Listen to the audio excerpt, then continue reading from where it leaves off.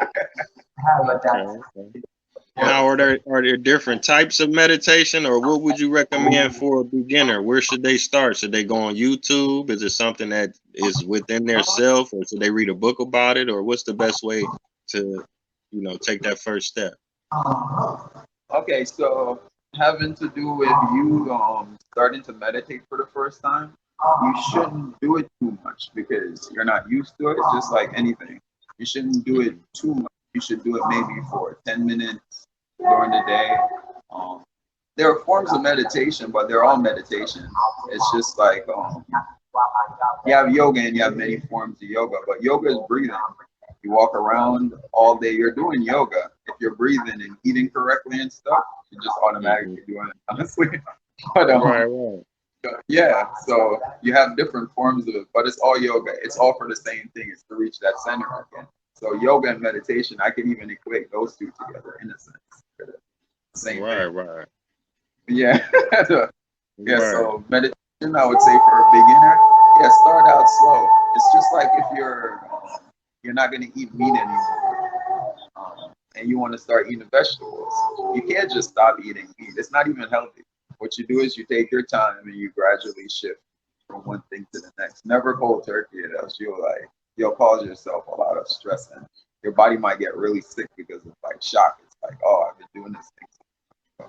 Right, right. That's a very important Yeah, point that you made because especially if you plan on doing it for a long term, a lifestyle, you got time, you know what I'm saying? So that's cool. Now I was gonna yeah, ask or you. Mhm. stuff might come back. Stuff might rise up again because you'll suppress stuff if you just go right into it and you're like, okay, I'm now free of mind. It's not really the reality.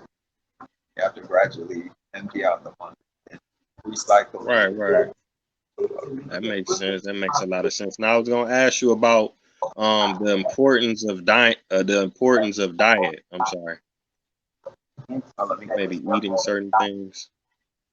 Yeah.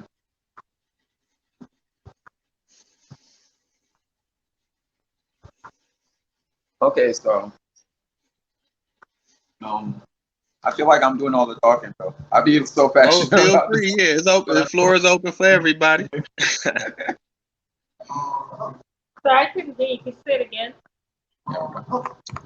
Well, my next question was about diet, but did you want to say anything about meditation or the benefits of meditation? Oh, yeah. I'll quickly say that I think that making that transition to actually being aware of the fact that you have to, not that you have to, but like if you're interested in meditation, it's making the transition and actually implementing it that is like that's the most important part. Because if you don't get yourself and you don't like do the thing, then it's not going to be real all the time for you. So I would just highlight that. Okay, You can go ahead okay. about about that. No, it's all good. Yeah. So, what do y'all feel like is the importance of diet? I was watching some of your videos and you was talking about Dr. Sabi and different things. I think you was talking about an alkaline diet and how it can help your body or affect your body. If you could speak on some of that from your experience. um, okay, I'll start it off. Diet, it's everything, it's everything.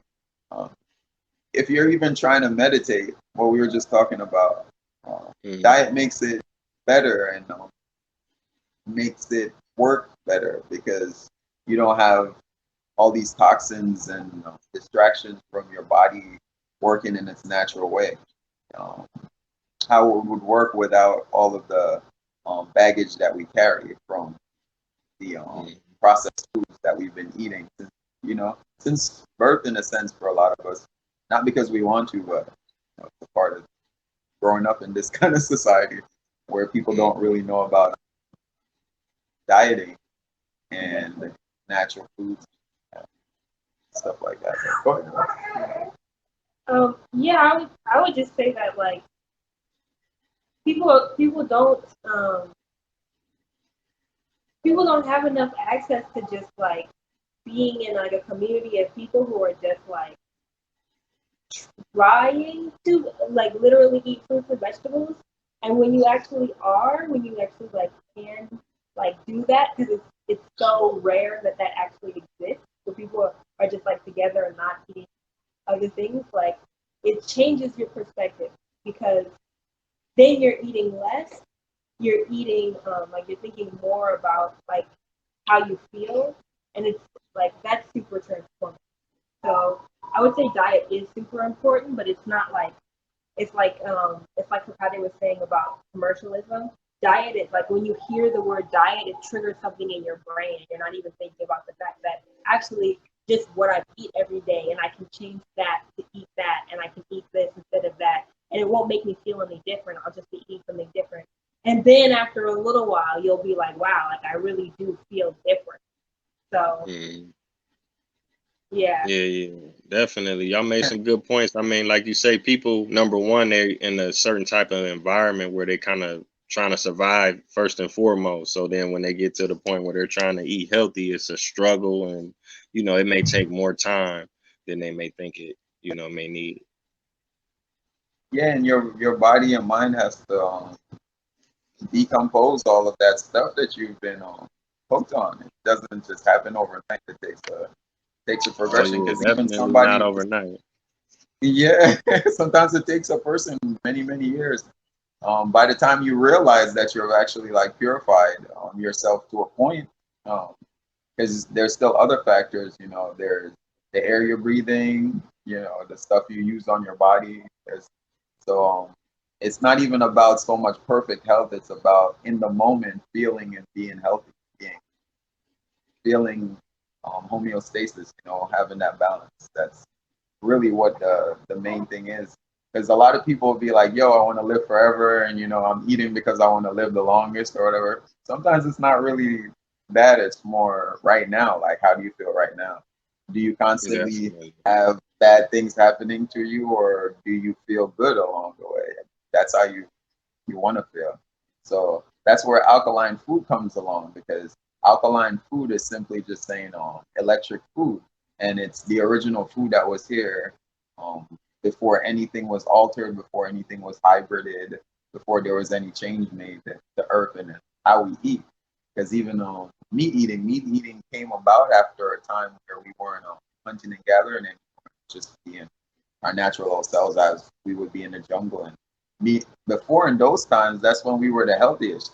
That's where we had all these superhuman abilities, quote Mhm. unquote superhuman abilities. You know what I mean? That's when we had Yeah, all the natural abilities that are beyond our current reality and what we're used to.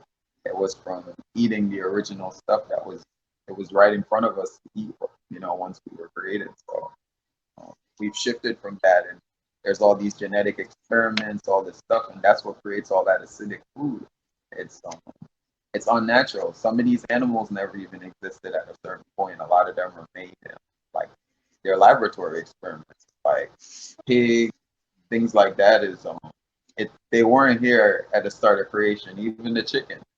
But a lot of people don't really have certain certain knowledge of things no more. It's not really common in society, so people get kind of duped in a sense. We're all duped in a sense, so because our parents and our parents before that, they didn't have enough knowledge because of situations that their peoples before them just went through. So it's like now we're coming now and we're like, whoa, whoa, whoa. It's hard sometimes even to convince them that it's a certain way because they've eaten up all of this not physically, but they've like taken all of this nonsense to their mind, all of this Western propaganda, and it's caused health to be now this abstract thing. It's not even real anymore.